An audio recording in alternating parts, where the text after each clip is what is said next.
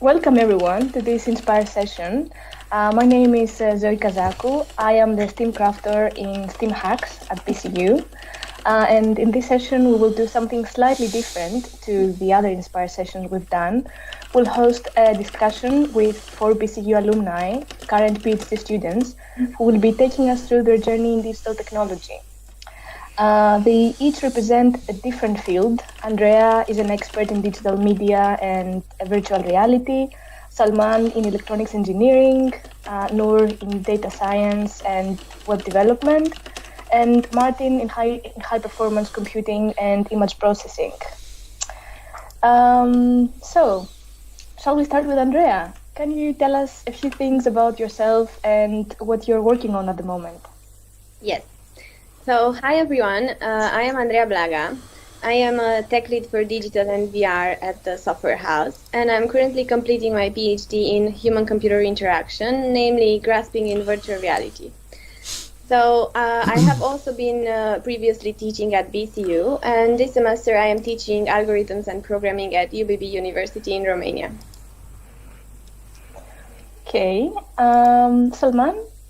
Yes, for me, it's been, I think, more than 7 years in BCU. I did my undergraduate in electronics, and now I'm doing my PhD in biomedical engineering, where the project I'm working on is designing a high-tech walking aid, which will help people, who are suffering with lower limb problems.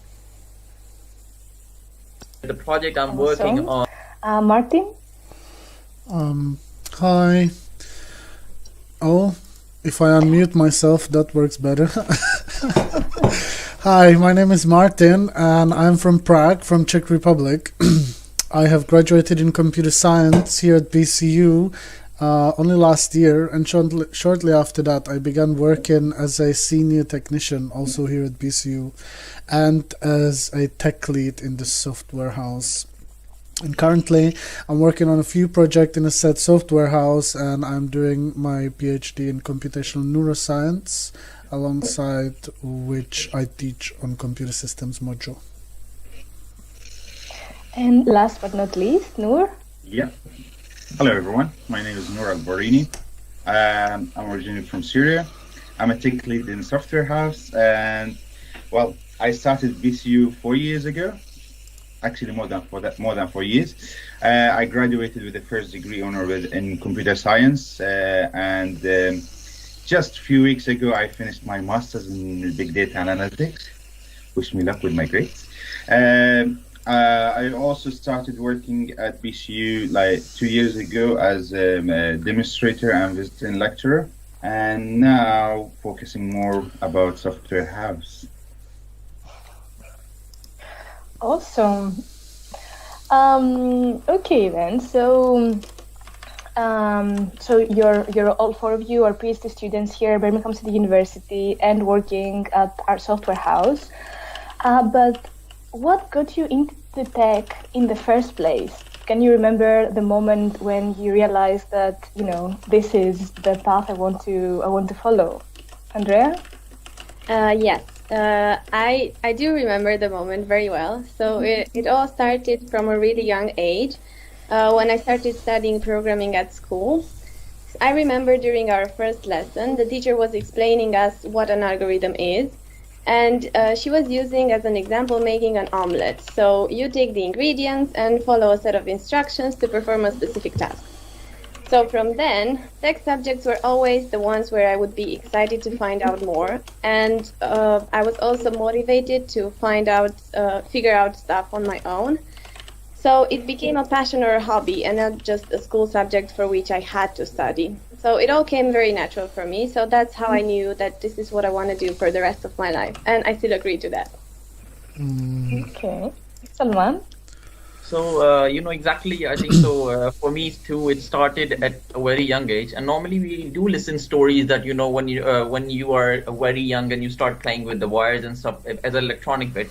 So I think so same happened with me. I was very young and I used to fix my telephone wires, and I used to open at a very young age. I used to open, those electronic components like just the screw, just to see what's inside there, and used to look So from the early age, I had this, interest with electronics, and creativity was like, how, okay, well, if we do this, what will happen? I used to open them and connect two different circuits with them, though they never used to work, but just to see, okay, if something would come up. So I think so the main passion behind me going towards electronics was one thing I would like to also mention here, that we're four brothers and all of them are into accounting and business studies, and I was the odd one out in the family who was going towards engineering in this one, and everyone was like, why are you choosing a different field? But I think so I'm sort of like a person who, like, with electronics evolving and new creativity coming in, I like that's the drive for me and keeps me interested with new technology coming in. So that's why I chose electronics, and I think so I came to BCU 8 years ago and started electronic engineering. Yeah. Also, Martin? Well, I was always passionate about medicine and surgery, to be honest, in particular, whilst computers and gamings and sport were more of my hobbies. But when it was time to pursue medicine back home in Czech Republic, I had to instead join to support our family business. So since those days, I kind of shifted my focus onto computers because I thought, I don't know, how am I going to do this now? And into digital technology, and I started to pursue the knowledge further. Fast forward, I arrived to UK with a purpose to study at university, but this time it was more computer oriented. And also I was the first person in my family to go to university, so I was really trying to set a precedence here almost. But however, only since I started studying, I was able to identify very many more opportunities and pathways for the development of my now true passion, computing. And Nour? Well, for me, it all started when I was 7 years old, and that's when I got my first PC. I was very happy to have my first PC, and one day just broke, stopped working. So I got curious how to fix it, and even though I took it to someone else to fix it, but then I got curious how to fix this, what's the technologies being used, and what's are the parts that being used to build that PC. And since then, computing or computer basically became my happy and my future vision. I did my high school in computing, and that's when I started learning about programming languages, very old programming languages like Pascal and Visual Basic, and very old Delphi as well. I still remember that. Once I finished my high school, unfortunately I had to leave my country, and then I moved to Jordan. And there I only studied, I could only study telecommunication engineering.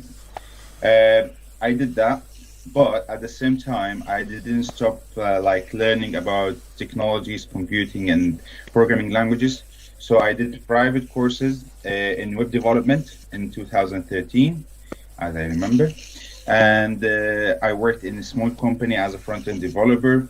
But at the time I arrived to the UK, I always straight was thinking about joining the university, doing the course that I love, which was computer science, and start learning about my habit, my future vision, and start developing the knowledge and the skills that I need actually to develop. Well, that's my journey in tech in a very short sentence, I guess. Okay, so this is how you first got interested in technology. And then why did you choose the particular course that each of you chose? Andrea? Yeah. So apart from my passion for programming and technology, I always had the creative side, and I wanted to explore that to some extent.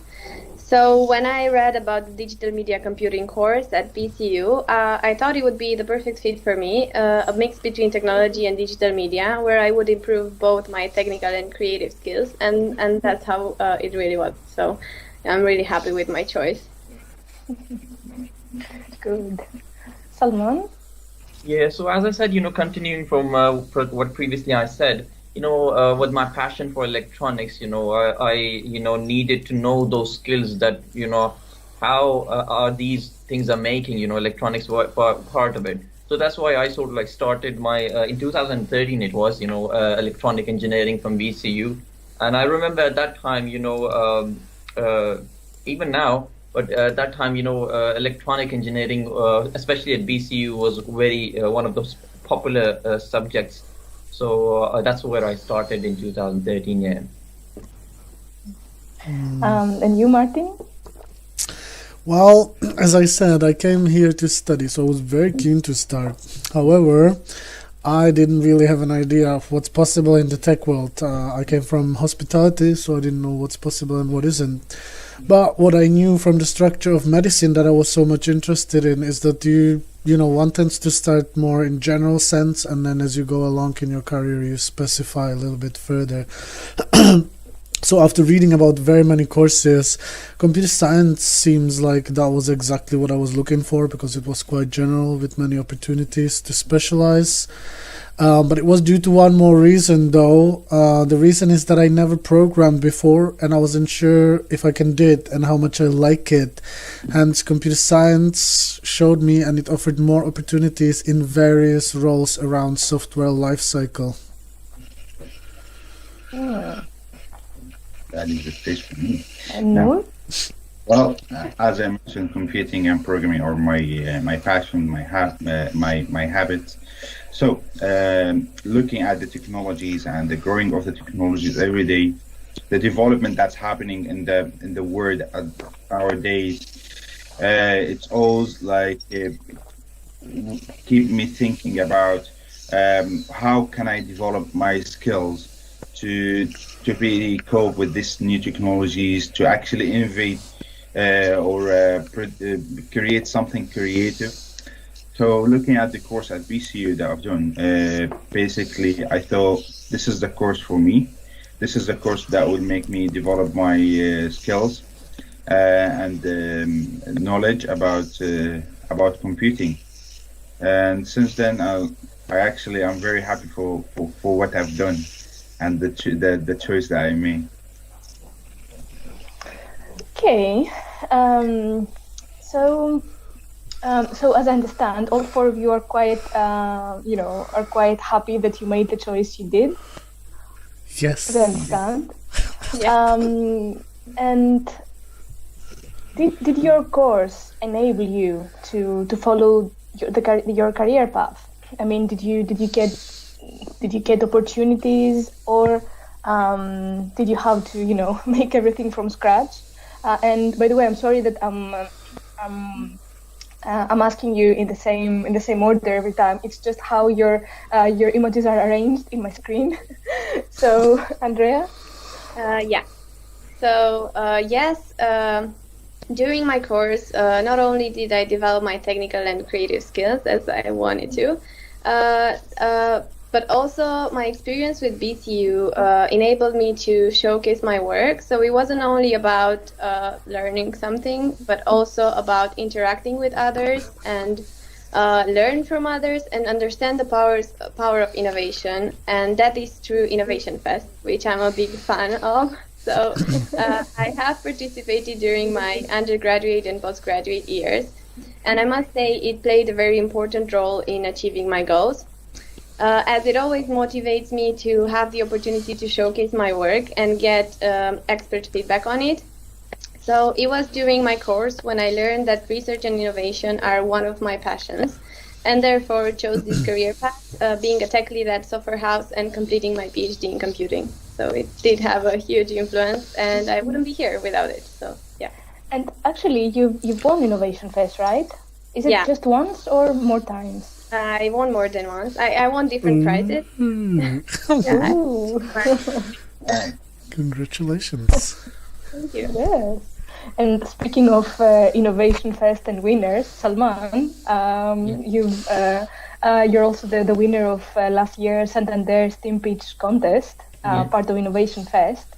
So I guess you can relate with Andrea, although this came as you were already in your PhD, but Yeah, I think so. I would agree with Andrea because this Innovation Fest has been since in 2013. I remember back that time. I think so. It was the second year of Innovation Fest, and it was quite motivating for us. It was a bit eye-opener in a way because like a student like me, coming from Pakistan, and though at that time I didn't showcase something really big, but the experience I had was amazing. The judges, which flew from I don't know so many different countries. I remember it was 30 different places they came from, and it was such a big event. And showcasing yourself, it was a good experience, and it sort of like sets your vision that okay, now this is where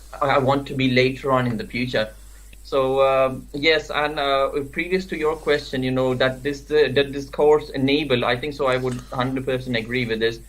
By the time I finished my electronics engineering and I started my PhD, I think so because of that course which I finished, it gave me all the skills which was needed to start, the project. I started my PhD. All those, engineering skills and all those, work we need to do with the project. So I do agree with your question that yes, the course has, played a vital role from where I am right now. Okay, and so this is actually something that I would also like to ask you, because I'm also looking to do my PhD at some point in the near future. So how was transitioning from being undergrad students to PhD and realizing that you're moving from consuming knowledge to producing knowledge? How was this? How did this feel, Martin? Well, so for me, I actually started my PhD quite recently. I was doing part-time for some time, but I only started in August. So I think I'm still in this transitioning stage, and it is nothing but confusion. It does get quite easy to get engrossed in what I do and kind of forget actually that not everyone knows the same amount of the information that I do.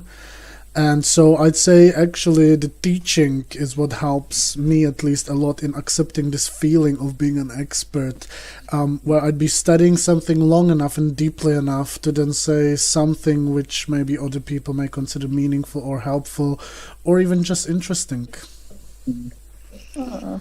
Nour? Well, being an expert in your field, start getting the knowledge and then becoming an expert in that thing, and then like the information or like in the skills, and it's something that we all do all the time. Practical example is like what you do in life. Every step that you take, you actually learn something, and you get expert in that one. And from one to one, you're becoming expert in so many things, and looking backward, you actually being proud of what you've done, and that will actually, it should make us as a human being grateful and try to help the others who are struggling to make any step forward. And can you remind me what is your field? Your PhD, is it in smart cities? Well, my PhD is going to be in smart cities domain, like especially in artificial intelligence, basically. Okay. And you, Andrea? So I want to tell Martin that it's perfectly normal to be confused at the beginning, as I'm now closer to completing my PhD. I want to say that that's perfectly normal, and then we'll get better. So hang in there. Thank you.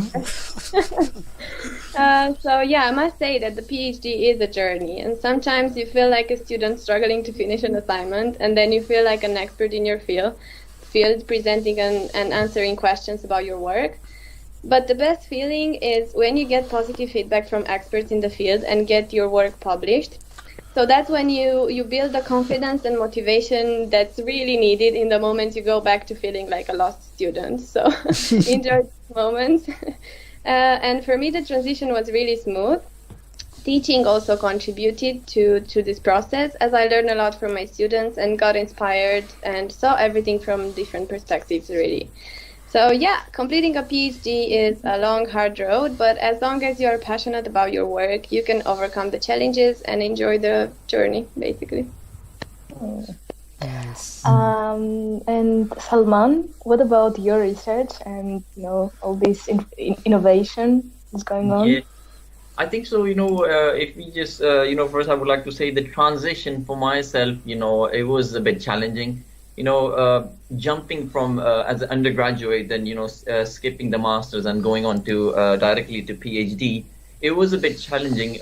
Not challenging in a way that I couldn't manage the programming or the technical bits part of it.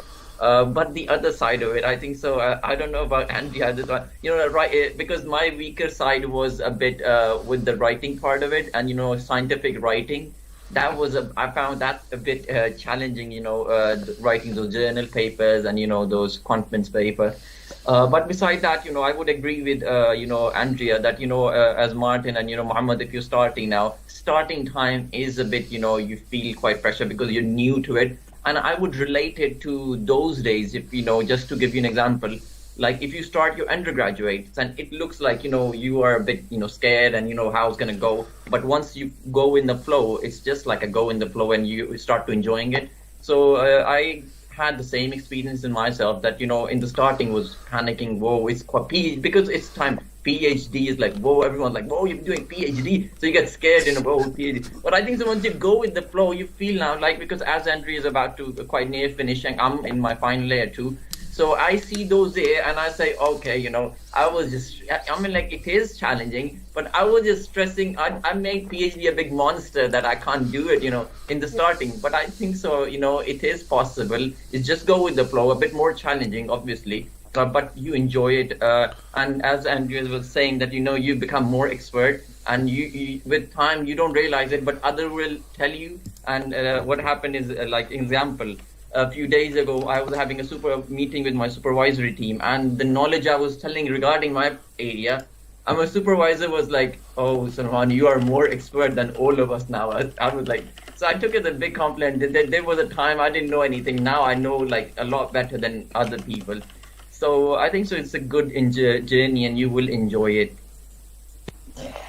So obviously, PhD is always original research and exploring paths that no one has discovered before. But what would you say that is novel about your research?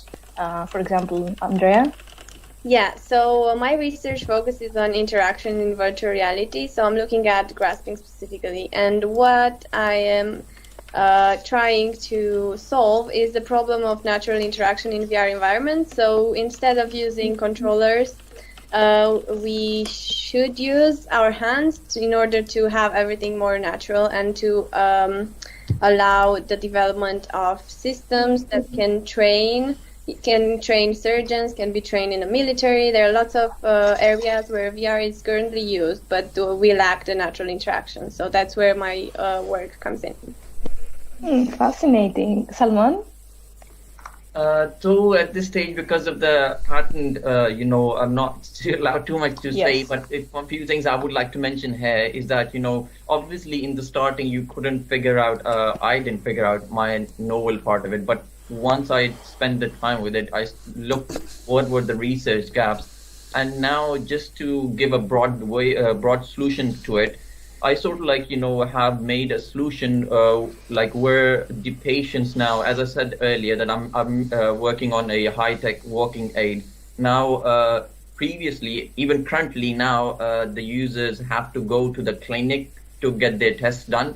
So now with my walking aid, the novel part of it, the amazing part of it, which is the secret ingredient I say is that, within their home, they can do those tests, and the test results can be viewed by the allied health professional. So that's one of the many novel things which I have sort of included in my project. Oh, Martin? What is it that I'm working on right now? Well, because like we mentioned, I'm still at the beginning stages, so I'm still, as Salman just mentioned, looking for that novelty. I'm still not exactly sure what it is or where to look even sometimes. But I know one thing. Because I happen to work in my PhD with magnetic resonance imaging of human brains, that was actually invented in Nottingham, which is where my supervisor comes from, and then he was working in Cambridge. So, despite being confused, I do know already that I am having the privilege to work with the best people on the planet in this, with the actual almost inventors of this. So, yes, I'm not always sure, but at least I'm conscious enough to always have my eyes and ears open. So I'm just listening, and it looks like I can't probably say for certain yet, but it looks like I may have found something. So there are a set of, say, algorithms that processing these images, and I managed to publish a paper from my bachelor's dissertation where I found out that depending on which algorithm you use, they report different results. So that actually may potentially have a really good impact. So hopefully this will lead somewhere. Awesome. And you, Nour? Well, for me, I'd say like it started from my master's project, basically, because it's carrying out from where I finished my master's. It's about new technologies that's been produced, that's been introduced by Google in 2016, and that knowledge, that algorithm, basically called federated learning, is to, well, the idea at the end, the idea is to how to actually make the data more private and more secure. That's the aim of the project, and also not to share the data with so many third parties. That's one of the things, and enhancing the engagement of citizen, because in my research we will be focusing more on citizen than other things. So basically, in smart city domain, the focus will be more on citizen, the engagement of the citizen with the services, improving their lifestyle, basically by using their data correctly and more efficiently. So I guess it's all about citizen at the end. Very anthropocentric approach. Okay, and so now you're all four of you are tech leads in the software house in Birmingham City Software House. Can you tell us a bit more about your role and expertise and the projects that you're involved in, Martin? Well, so as a tech lead, I think it practically gives it away in the name. But my role is not only technically understand non-technical needs of an end user, but also to interact between them and developers in different, and I would almost go ahead and say, if not all other aspects of business. I'd say that part is almost mechanical in a way. That's the bit of the juicy technological advancements and research and all the cool stuff that we're here for. Yet always it reminds me that I only possess the view of a technical person, which makes me think that there is a big need from people from all the backgrounds, especially non-technical people. So not necessarily technical people can be part of the companies like Software House. I think there's big need for that. So the part of my role that gives me the feeling of accomplishment, however, is to learn and actually practice how to be a leader that can add value in people's lives and that can help them achieve their dreams and motivation. And I feel very grateful to have this opportunity, and I'm hoping to be doing my best in the future in this. Yes, because of course, as tech leads, you're also leading our students who are less experienced. So you're leading teams, right? Of course.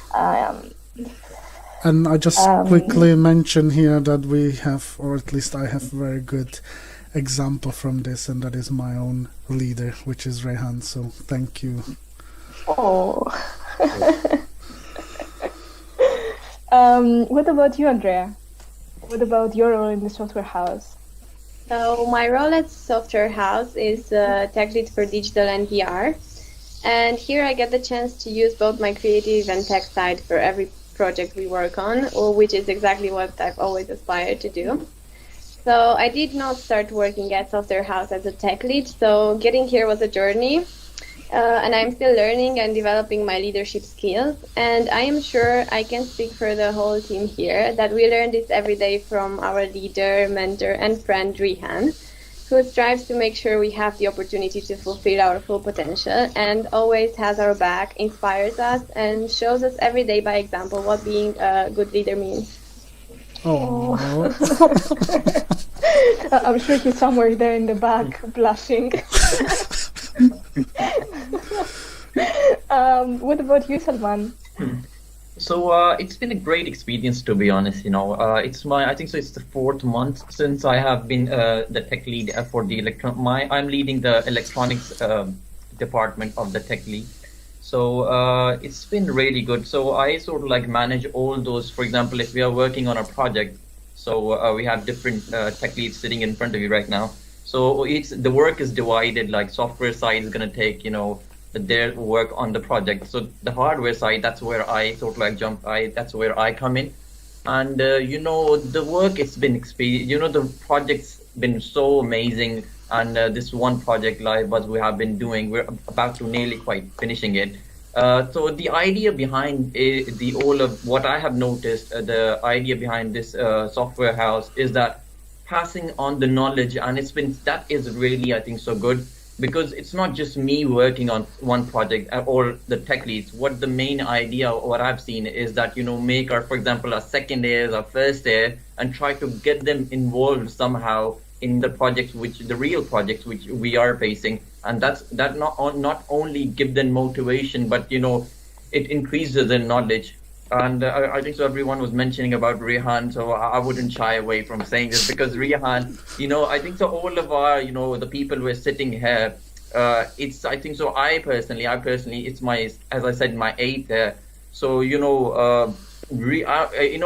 as they say in our PhD, that, you are a wild horse, a wild running horse, and your supervisors are basically there to make sure you guys are on the right track. So I think so for my 8-year journey, I have been like a wild horse. So Rehan has been keeping me, okay, you should go there, directing me. So where I am right now, I think so I will pay, Rehan and, people like Hanifa big credit, for where I am right now, yeah. Mm-hmm. And you, Nour? Well, I agree, of course, with my friends and my colleagues. Basically, for me, I think it started when I started with the software house as a web developer. It also started by Rehan, who brought me to the software house. Well, moving from there, after getting experience, I got to be like a tech lead. I would actually say, like in few words, that it's called software house, and Rehan made it for us a house that he's like a father who's taking care of his kids, and he's always guiding them, who's always leading them to the right way, to the right route. So that's what Rehan basically made software house for us. We always work as a family. We work as a team. He taught us how to be like a team, collaborate together, try to be creative, all of us together. If someone of us did something wrong, he doesn't. He always try to motivate us, guide us to not to do the same mistake again, or like to avoid the mistake. That's what software house is about. That's what Rehan is actually doing in there for us. And I actually thank you, Rehan, for everything you've done for us, and and for everything you're still doing. Oh. I really think he must have blushed so much right now. Actually, the software house is an interesting bit. The fact that all 4 of you are tech leads, because personally, as Martin, I've been part of the software house since the very beginning, when it was just a summer internship. and we've watched it evolve into what it is today. And to me, the software house reflects, in a way, the student journey. Initially having students with not significant professional experience to help with projects, and then slowly being able to move to to developers, and then senior developers, and then once they're ready to moving on to being tech leads, and then leading the next generation. So I don't know. I think that's a very inspiring thing about the software house. Yeah. It's the cycle of life. Yes. Okay, so I think we've pretty much talked about, what inspired you to take into tech, what your studies enable you to do, your research, and your role in the software house. Now, what about, is there anything else you would do differently? Would you do anything differently in your journey? And is there a piece of advice that you would like to give to, current students? Andrea? This is a really hard question, and I must say that while I could do things differently, as there is always room for improvement, I like to think about it this way. So whatever I did during my journey, it got me where I am today, where I can work harder to get better, improve my skills, and achieve my goals for the future. So one advice that I would give people aspiring to get into tech is to set goals, work hard to achieve them. And I hope this won't be too cheesy, but there is a quote that I love and I would like to share it with you. Always go the extra mile, it's never crowded. So I think that would be the best thing to follow if you want to get into of your dreams. Awesome. Salman?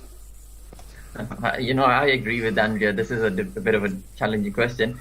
Doing something beside this one. To be honest, I didn't thought about it, but I think so. My parents have thought about it, and as I said, all of them, we have they are my brothers, and all of them are into accounting and business side of it. They would have pushed me there. That all right, come and help us with the business. So that would have been a different route. One advice I would like to give to the people regarding aspiring into tech is that I started my journey and I had so many challenges. I think so. People here like Hanifa, Rehan, they were throughout my journey with the hardship I was facing during my undergraduate. And there was a time, and I've also mentioned before that that I was on the verge of quitting the universities because of financial issues, because of some other personal issues. But the thing I did was I never gave up.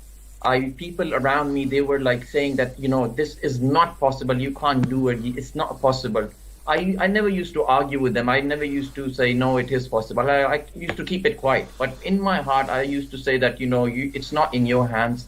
I will try my best. I will put all my efforts and just leave it. Let's see how it go with the flow. And, that's where I think so now I look at, where I am right now. And the opportunities came throughout the way, and the wrong turns, which were people, the dead ends, which were looking like, I can't make it through. And, from there I found out ways, and, it's been an amazing journey. Don't worry, in the future, if you see a book published by me, so, you'll find the details in there. To be continued then. Martin? Sorry? Good marketing for the future book.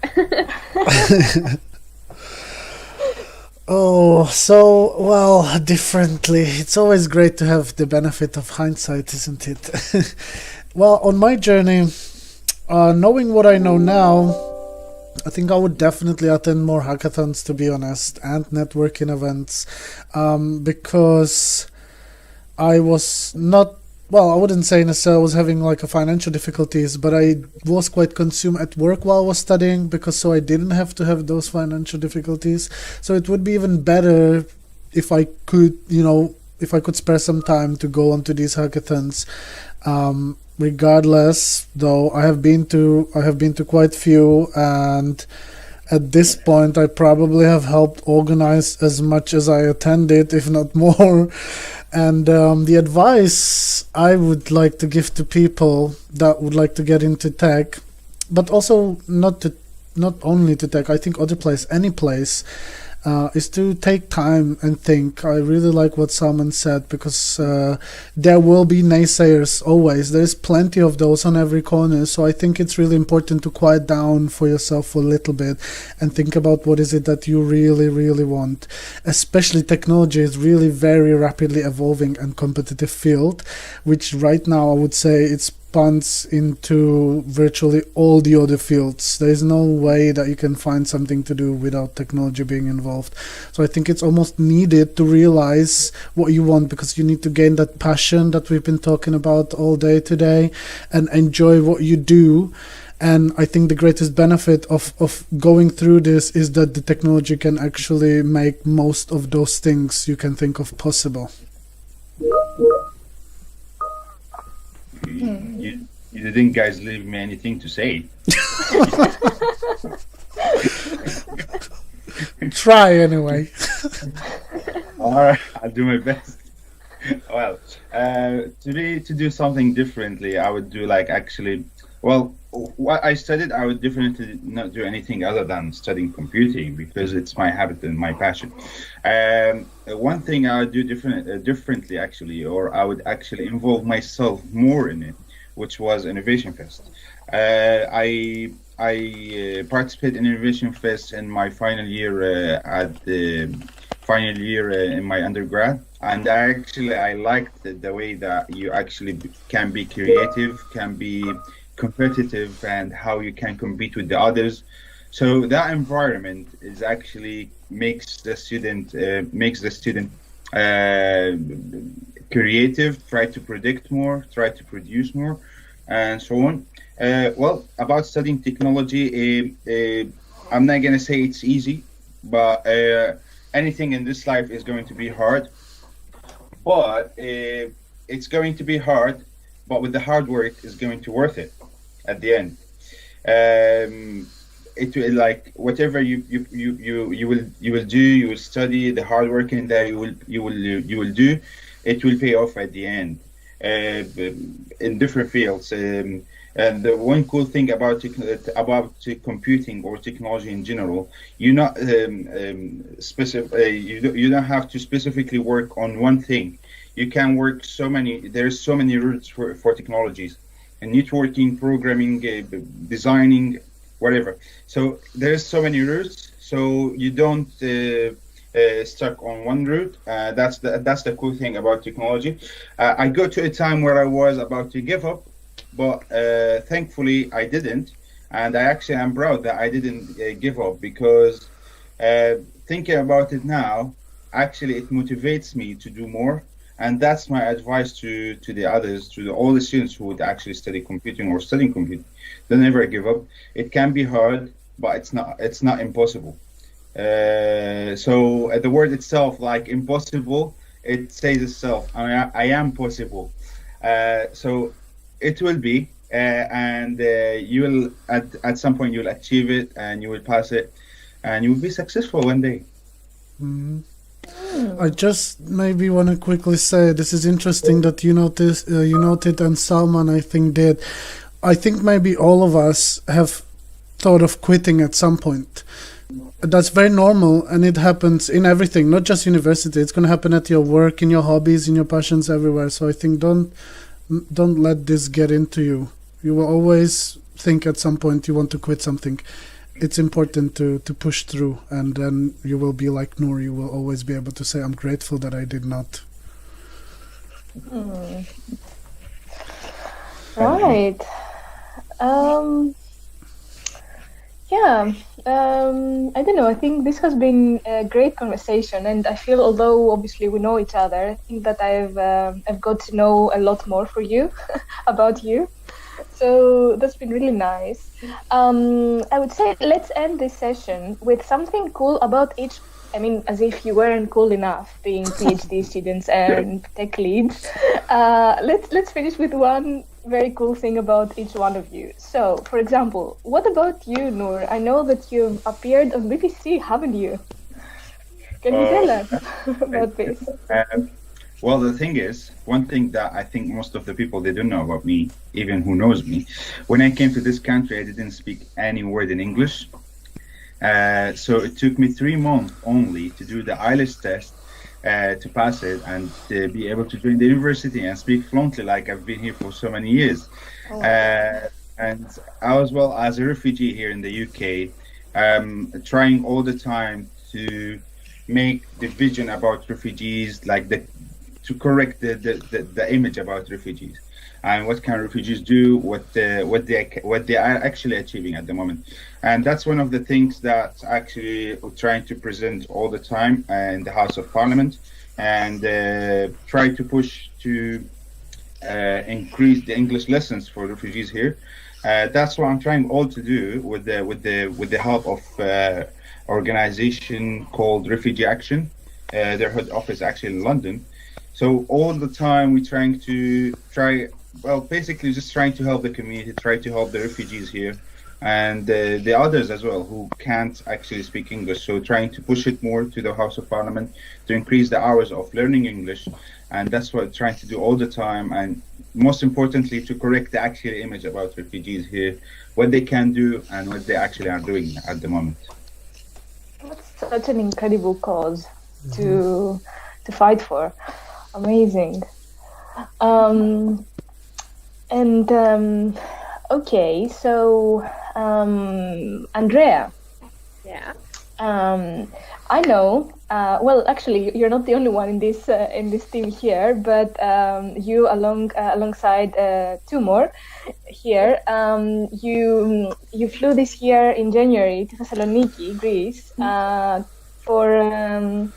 to represent BCU in another hackathon. Yeah. Can you tell us a bit more about this? Yeah. So first of all, it was an amazing experience. So it was a hackathon organized by PhD Hub, and it was the theme was innovation in the tourism industry. So it was we were organized in teams to create solutions for the tourism industry for Thessaloniki or Greece in general. It was a really good experience since it reminded me of my Erasmus year. So it was great meeting people from different countries and working alongside them. And even if it was just a couple of days, you got to make friends and know people from different places and see different perspectives and work with them. And it was a really good experience, at least from my point of view. But Nour and Martin joined me with that, so they can also agree or disagree. Agree. But Nour, do you agree as well? Because we know you got slightly competitive in Thessaloniki. I'm always excited to compete with her. Yeah, but the interesting part. I'm trying to be like a new level. You know? We were competing against each other, but there were lots of teams in there. But Yeah. Competing with each other, and both of us competing with the others as well. yeah, So between us as a team, we actually, well, I try always all the time, me, Andrea, and the other team. What we're trying to do is try to make like competitive environment. So all of us try to be more creative, to predict more, and try to like, okay, I want to do this, I want to do that. So we're trying actually to make things more fun, creative, and more productive. yeah. So this competition really motivates us, even if sometimes it doesn't. It sounds like a very competitive type of thing, but it's a motivation. Yes, and it was a great bonding experience as well. Yeah. For the team. And Martin, I know you've told me at some point that you've been to China as part of an international internship program, right? Indeed. So This was really amazing because I wanted to travel, I think as everybody does, but at some point I thought, how can I make it so that I can travel through work? Because that's a little bit better always to me as a holiday almost. So I was lucky enough that at that time I was a placement student here at Birmingham City University, and we are having a partner university, two of them actually, in Wuhan in China, and it was time for us to strengthen the relationships. And we also, what we do, we exchange students. So we wanted to take some of our students to go to China, see the facilities, see the culture, see the surroundings, so they can make a decision if they want to study there, but also to bring it back to England and talk to other people and inspire others to make such decisions. And so I was lucky enough to be selected as a staff member at that time to look after these students. So that really helped me because it was a new environment for me. It was just me and one more staff member. So it was kind of a responsibility as well. And I really enjoyed it. I have tested my skill in rapidly adapting to new environments because I kind of felt the responsibility for the students. I wanted them to not be panicky like I was, so I wanted to cushion their experience a little bit. And I think at the end was actually a success because I made two friends. I made more than two friends, but two of those friends that I made, they actually end up coming back, not with us, but later on, and they, I believe, still studying at BCU, and we're still talking, and it's amazing. Oh, awesome, awesome. So last but not least, sorry, I think Salman, you're muted. So I did mention briefly about how you were the winner of the STEAM Pitch contest this year.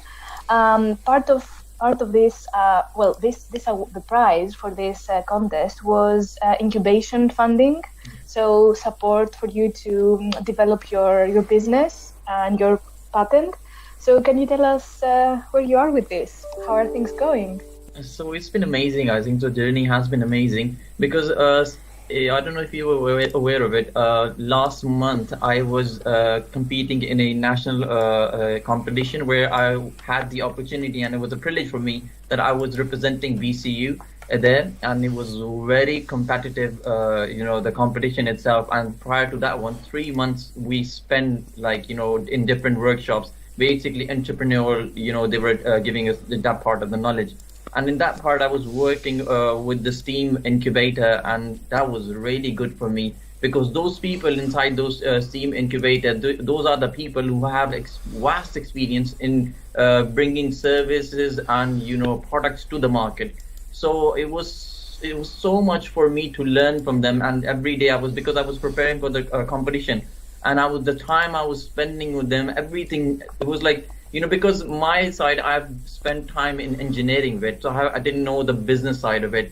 So it was really, really good experience, working in the STEAM incubator with wonderful people like Richard, and it was a really, really good experience. And one thing again, I would like to say that it was a privilege for me to represent a BCU because the love for BCU, I have, it's been amazing that, it's as I said, it's my 8th year. And, during those time, I had opportunities to even, to go to different, university. But, I think so BCU, it feels like I'm like part of a big family, and, going away from it, it just, it's hard, Oh, don't go away. Yeah, it's just the love people have given is amazing, Yeah. Yeah, stick with us. I'm sure everyone would, agree with me on this one, Actually, I agree with you, Salman. BCU environment, I swear, it's just it's like a house for us. Yeah. I want to stay there, even though I want to finish my PhD and stay there. I don't mind. It's like a house for me. Second home. Agreed. Is there a more inspirational tone to finish on? So thank you so much for this session. I really enjoyed it. Hope you did too. And yeah. Thank you. Thank you. Thank you for having us. Thank you. Bye-bye. Bye. Take care. Bye.